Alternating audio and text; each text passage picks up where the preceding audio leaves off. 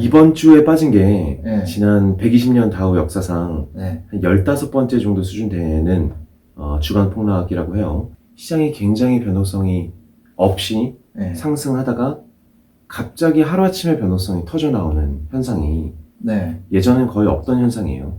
특히 지난 2년 사이에 나타나고 있는 현상인데 네. 이게 도대체 뭘 의미할까? 혹자는 이렇게 얘기해요. 이게 인덱스 때문 아니냐. 인덱스를 사는 기관들이 네. 뭐 몇십 조, 몇백 조 규모로 그냥 주식시장 전체에 투자를 하는데 투자를 하면서 뭐 옵션 같은 걸 사서 변동성을 확 죽여버리는데 네. 시장 계속 오르는 현상, 네. 기이한 현상이 좀 만들어지고 있는 거 아니냐. 그래서 그것 때문에 또 좀 위험한 거 아니냐. 네. 이런 얘기들이 나오고 있거든요. 근데 저도 실체는 모르겠어요. 이런 현상이 나오는 실체는 당장은 뭐 코로나 때문이라고 하지만 네. 그것만으로 설명할 수 없는 이상한 패턴들이 자꾸 감지되고 있는 거죠. 그러니까 주식이 상승장이 있고 주식이 하락장이 있는데 있죠. 그게 전 세계 투자의 모든 지표는 아니라고 봐요. 그래서 주식은 하락장인데 다른 게 상승장일 수도 있는 거잖아요. 주식이 나쁘다고 해서 꼭 모든 투자가 실패해야만 하는 상황으로 굳이 몰고 갈 필요가 없다. 우리 자산 100%가 뭐 코스피에 담겨 있어야 할 이유도 없고 네. 주식 담겨 있어야 될 필요도 없잖아요. 이런 구간에서도 오르는 자산군들이 분명히 존재해요. 변동성이 적어질 것이다라는 베팅을 하고 있는 거예요. 주식을 들고 있다는 거는. 변동성이 계속 안 커질 거다. 지금 커질 방향이 거다. 유지될 거다. 네. 네. 라는 베팅인데 꼭 그 베팅만이 있느냐. 아니다. 음. 변동성이 커질 거라는 베팅도 있을 수 있는 거잖아요. 빅스 같은 거요. 빅스 같은 게 대표적이죠. 네. 변동성 지수에 투자를 하는데 네. 사람들이 이제 빅스를 공포지수다. 그죠. 그러니까 주식이 빠지면서 변동성이 높아져서 공포가 네. 폭발하고 난리가 나는 그런 지수로 알고 있지만 네. 사실 많은 사람들이 투자라는 투자 대상이기도 해요. 그죠? 변동성이 높아지면 네. 저기서 큰 돈을 벌 수도 있다. 근데 빅스는 한 번 치고 다시 이렇게 되고 치고 이렇게 돼서 그렇죠. 그거를 그렇죠. 포지션을 쌓아가는 수 있는 자산은 아니잖아요. 아니죠. 너무 빨리 움직이니까 네. 일반인은 쓰기 굉장히 힘든 자산인데 네. 네. 반대로 변동성이 낮아진 것에 베팅하는 것이 주식이라면 네. 거꾸로 변동성이 높아지는 것에 불확실성이 높아지는 것에 네. 공격적인 베팅을 하는 포지션들은 무엇이냐 우리가 생각해 볼 필요가 있거든요. 손가락 빨면서 네. 아이고 변동성이 높아지네 조만간 잠잠해질 겁니다. 네. 기도만 하고 있는 게 아니라 네. 변동성이 점점 높아지는 환경에 구체적으로 돈을 벌 네. 수 있는 방법은 없을까 생각해 보면 네. 의외로 그런 자산들이 있어요. 뭐가 있죠? 뭐가 있죠? 가장 대표적으로 네. 그 안전한 자산이라고 알려져 있는 네. 채권 같은 게 채권. 네. 어. 채권이 우리가 일반적으로 변동성이 낮고 네. 저변동성의 안전자산이라고 알고 있지만 뭐 장기 채권, 미국 장기 채권 같은 경우는 지난 2년간 거의 30% 넘게 올랐거든요. 네. 근데 여기서 경제 위기가 생겨나면 더 오르겠죠. 폭주를 하는 경향이 있어요. 수익률 자체가. 이유야 여러 가지가 있겠지만 네. 뭐 엔화 같은 경우 2008년에서 2010년까지 채권 가격이 오른다는 거죠? 채권 가격이 오른 거죠. 네. 그러니까 채권에 투자할 수 있는 ETF에 투자하고 있으면은 네. ETF 수익률이 한 30% 발생한 거죠. 생각보다 굉장히 공격적이잖아요. 2년 동안 30%. 네, 그쵸. 그래서 방어의 기준으로 볼 게 아니라 좀 변동성 장세가 올 거라고 생각한다면 네. 적극적인 기회 추구를 할 수도 있다는 거예요. 장기채가 대표적이고 금도 있을 것이고 네. 뭐 엔화 같은 네. 경우 2008년부터 2년간 거의 한 50%가 올랐어요. 네. 그리고 뭐 ETF 기준으로. 네. 네. 그런데 투자하는 것은 단순히 자산을 방어만 하는 것이 아니라 변동성이 높아진 것에 대한 일종의 베팅, 그러니까 큰 수익을 낼 수 있는 투자가 될 수 있는 거고 그런 포지션들을 쌓음으로써 네. 단순히 수동적인 자산 배분이다, 피해가자라는 문제가 아니라 변동성이 커질 게 확실하다면 네. 그에 맞는 투자도 충분히 할 수 있다. 변동성이 근데 이런 거 있잖아요. 이런 변동성에 대비하는 자산들을 네. 그 전에 모아놨으면은 좋았을 텐데 좋았죠. 이미 변동성이 발생을 했잖아요. 네. 이 상황에서 그런 변동성 자산을 편입하는 게 소 잃고 외양간 고치는 게 아닌가 이런 생각도 들거든요. 그럴 수 있죠. 그럼 지금 상황에서도 그런 식으로 포트폴리오 구성을 만들어야 되는지. 네. 저희는 참고로 네. 시장이 저위험 구간이다. 즉 변동성이 적다. 네. 변동성이 좀 올라왔다. 변동성이 굉장히 높아질 가능성이 많다를 네. 좀 과학적인 지표를 활용해요. 네. 흔히 시장에서 이번 주를 기준으로 네. 이제 코렉션, 조정 장세에 들어섰다라고 하는데 네. 그 기준이 고점 대비 10%가 빠졌느냐예요. 근데 이제 10%가 빠지면서 조정 장세가 본격화되기 시작했죠. 네. 그거는- 지금은 10% 넘게 빠졌잖아요. 10% 넘게 빠졌죠. 네. 그걸 하나의 지표로 삼고 네. 장단기 금리 역전이 발생했느냐 네. 이런 것도 굉장히 중요한 시그널이 될 수 있겠죠. 네. 그 다음에 미국 페드 입장에서 금리를 최근에 네. 인하를 했냐 인상을 했느냐를 봤을 때 네. 인하를 한 적이 있으면 정부 관점에서 시장을 조심스럽게 보고 있다는 거잖아요. 그죠. 시장이 위험하다. 네, 네, 네. 그래서 커질 수 있다는 그쵸. 기준인 거잖아요. 네. 네. 그리고 뭐 2평 밑에 있느냐 이런 네. 지표들을 조합을 해보면 저희는 내부적으로 이번 주 기준으로 고위험 장세에 들어섰다라고 판단을 하기 시작했어요. 구체적으로 이번 주가 아니라 다음 주 정도의 시그널이 나올 가능성이 굉장히 높아졌다. 네. 다음 주에 반등을 하지 않는다면 이거는 본격 조심하고 장기 채권 금 엔화를 들고 가야 되는 가장 중요한 타이밍이다. 장기적으로 봤을 때, 장기적인 데이터를 봤을 때 네. 그런 시기가 왔다라고 아마 다음 주 정도면 저희는 내부적인 판단을 하고 거기 자금을 다 옮기기 시작할 것 같아요. 남은 주식을 포트폴리오마다 다르지만 네. 주식을 처분을 하고 중기 채권, 장기 채권에 들어가는 형태로 조정하기 시작할 것 같아요. 채권. 음. 네. 그러니까 늦지 않았다. 물론 지금까지 살짝 들고 있어서 그래서 수익이 나고 있으면 훨씬 더 좋았겠지만 네. 하락장의 특징은 하락이 오는데 아까 얘기했던 방어자산은 훨씬 천천히 올라가요. 즉 하락장은 변동성이 터지지만 네. 저쪽은 되게 느리게 상승장이 이뤄진다는 거죠. 지금 그쪽이 뭐 폭주했다라고 볼 필요는 없는 것 같다. 네. 다만 그걸 모르죠. 지금 변동성이 다시 확 줄어들어 버릴 수 있는 건지 네. 아니면 뭐 몇 달에 걸쳐서 변동성이 점점 커지는 장인지는 몰라요. 네. 모르지만 네. 자기 뷰가 있다라면 네. 굳이 기도하면서 기우제를 지낼 게 아니라 자기 뷰에 따라서 포지션을 정확하게 가져갈 필요는 분명히 있다. 변동성이 줄어든다고 보면 네. 주식을 많이 담으면 되는 거고 네. 변동성이 늘어난다고 보면 변동성이 늘어나는 거에 맞는 베팅을 하면 되는 거고. 네. 그 결국 자기가 선택해야 되잖아요. 그런 선택을 좀 도와줄 수 있는 객관적인 지표라든지 네. 뭐 그런 게 있을까요? 저희 기준에서 저희가 분석한 건 네. 시장의 여러 가지 패턴과 과거 데이터를 봤을 때 네. 아까 말씀드린 서너 가지 네. 객관적인 기준점으로 네. 이제 조심하는 것이 더 맞다. 소 잃기 전에 외양간 고칠만 하다. 지금은 네. 조심해서 나쁠 게 전혀 없는 구간이고 네. 변동성이 다시 줄어들 길을 그냥 기도만 해서는 안 된다. 기도하는 구간은 아니다. 기도하는 구간은 아니다.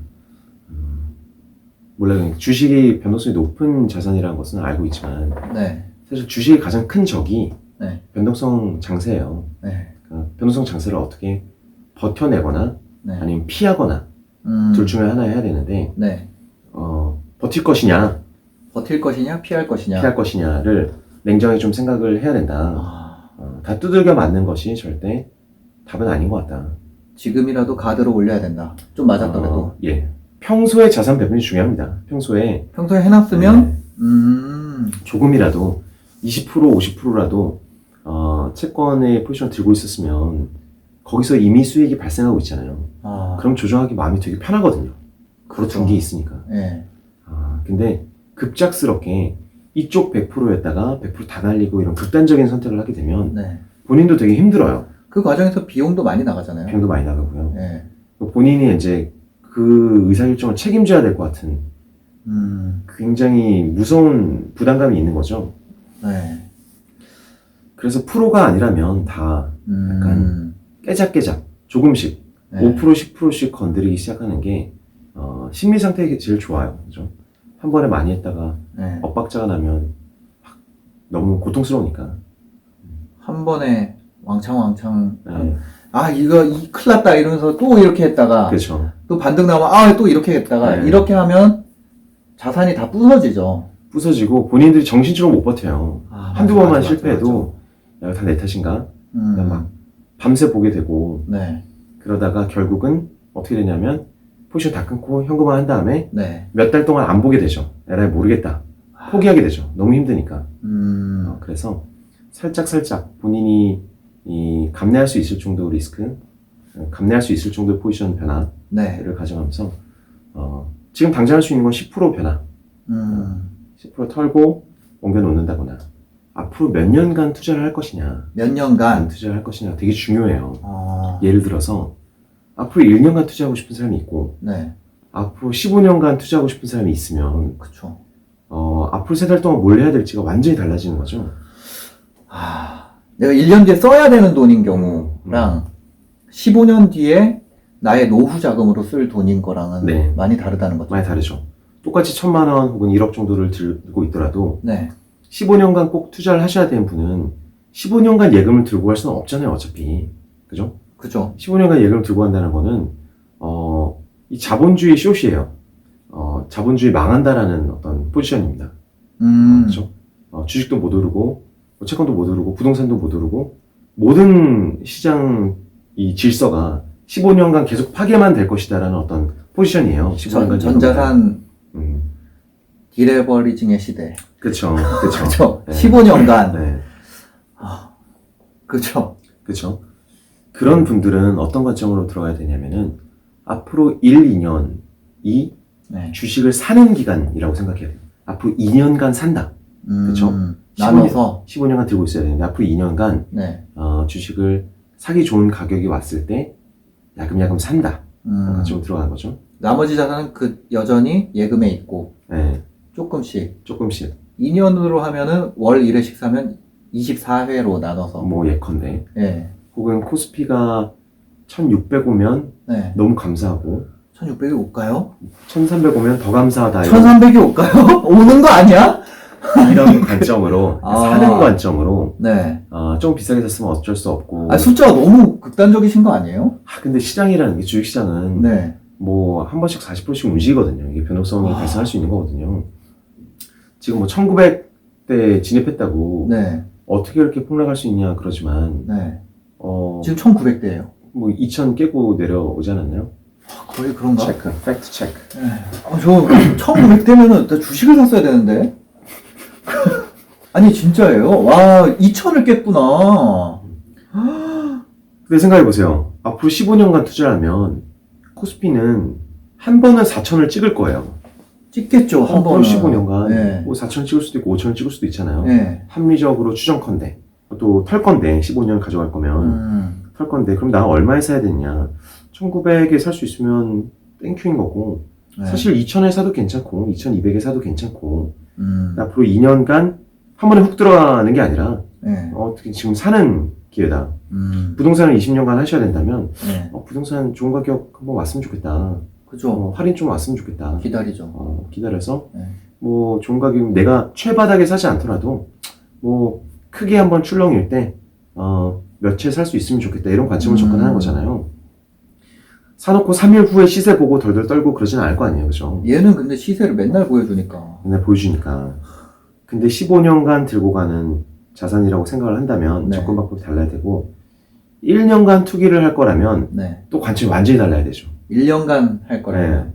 1년간 할 거라면 전 주가지수 투자는 약간 반대긴 한데요. 네. 차라리 주식을 들어가시거나, 아니면 뭐 채권 들어가시거나 아니면, 지수 자체를 어디에 투자할지를 고르는데 훨씬 더 많은 에너지를 써야겠죠. 3개월, 6개월 안에 돈 벌 수 있는 방법을 찾아야 되는 거지. 네. 부동산으로 스캘핑을 칠 수는 없는 노릇이다. 제가 그죠. 봤을 때. 그죠? 네. 부동산 사고 3일 만에 돈 벌 수는 없는 노릇이다. 없죠. 부동산 샀다 하면 1년 버텨야 되는 거고. 아무리 짧아도. 네. 마찬가지로 주가 지수로도 그렇게 쉽게 스캘핑을 치기가 힘들다. 1년 사이에는. 그치. 우리 시가총액이 얼마죠? 한 우리나라요? 1200조 되나? 한 1700조 되겠죠. 지금 지수가 많이 빠져가지고. 네. 2000이니까. 네. 1900이잖아요. 네. 그래서, 그러니까, 우리가 1000조가 넘는 자산을 사고 판다고 생각을 하면, 스캘핑을 하는 게 조금 이상하긴 하죠. 그쵸. 아니면 스캘핑을 하려면 굉장히, 그에 맞는 어떤 훈련을 받았거나, 기법을 쓸 줄 알거나, 네. 막연히 지금 사면, 장기적으로 연 8%라고 해서, 네. 내년 365일이 지난 이후에, 영업일 252일이 지난 이후에, 네. 정확히 8% 딱 떨어질 가능성은, 안 떨어질 가능성 대비 훨씬 적잖아요. 거의 없죠. 거의 없죠. 제가 장담할 수 있습니다. 그쵸. 그거 딱, 자, 오늘 시작합니다. 1월 2일 딱 개장하고, 네. 납회일 전에 29일인가요? 네. 그때 딱 마감했는데, 8%네. 이런 확률은 거의 없죠. 8.00%를 가능성은 없죠. 없다고 봐야죠. 예, 없죠. 마이너스 10에서 뭐 한 25% 사이일 것이다. 네. 대략적으로. 그쵸. 그러니까 1년 투자할 건데, 아, 나 8% 먹어야지 하고 지수를 넣는 거는 약간 이상한 거다. 약간 이상한 거다. 부동산이 오른다고 해서 네. 연휴를 해보니까 네. 그럼 2주간 0.5% 벌겠네? 하면서 부동산 스캘핑을 칠 수 없듯이. 그쵸. 네. 역사적으로 그 수익률이 증명됐다고 하더라도. 네. 맞네요. 그쵸. 아, 나 맡긴 돈이 망하는 이유 알겠다. 네. 우리가 맡길 때는 인내심이 없잖아요. 인내심 없죠. 맡긴 돈은, 그러니까 내가 친구한테 10만 원을 빌려줘도 인내심이 없어요. 빌려준 다음 날부터 불안하잖아요. 네. 그쵸? 네. 그러니까. 그래서 가치 투자라는 건 그런 거예요. 인내심이 없는 사람이 투매할 때 사서, 네. 인내심이 없는 사람이 네. 투기로 들어올 때 걷다가 파는 장사인 거잖아요. 아, 그래서 이 길게 봤을 때 연 8%씩 움직이고 있지만 네. 한 번씩 급한 사람이 와서 나 현금만 주면 다 팔겠다. 무조건 사달라고 할 네. 때 그럼 제가 살게요. 음. 했다가 나중에 인센티브 받은 사람들이 와서 네. 나 오늘 밤 포르쉐 꼭 사야겠다 네. 라고 할 때 그러면 1,000만 원 더 비싸게도 사실 의향이 있으시나요? 그러면은 오늘 밤 여자친구 데리고 무조건 타야 되기 때문에 무조건 사야 된다 했을 때 인내심이 없는 사람한테 슬쩍 파는 거죠. 가운데 있는 사람 계속 돈을 벌고 그거의 반복이네요. 그거의 반복인 거죠. 근데 시장에서 자기가 투자할 기간이 중요한 거는 네. 그 기간을 보고 그 안에서 그러면 그 기간 내에서 가장 인내심이 없는 사람이 몰리는 구간은 언제고 네. 나는 언제 사면 되는가를 대략이라도 계산해서 만들어 두는 건데 네. 15년을 투자할 거라면 네. 제가 봤을 때 앞으로 2, 3년간은 코스피를 사도 되고 네. 또 중국 주식을 사도 되는 기간이에요. 네. 네. 1, 2년 투자할 거면 그 안에서 뭐 금이나 채권이 올라갈 가능성이 개연성이 훨씬 높기 때문에 변동성이 터지는 구간일 가능성이 훨씬 높기 때문에 그런 식으로 대응하는 게 어떨까. 물론 뭐 결과는 보장할 수 없습니다. 네. 지금 시점은 그거네요. 내가 인내심이 있는 사람이라면 네. 좀 사 모아도 되고 인내심이 없는 사람이라면 차라리 뭐 조금이라도 먹을 수 있는 대부분의 사람은 인내심이 없죠. 없죠. 그러니까 부자가 적은 거 아니에요. 그렇죠. 네. 부동산으로 돈을 버는 이유도 강제적으로 인내심을 나라에서 만들어주잖아요. 맞아요. 맞아요. 네.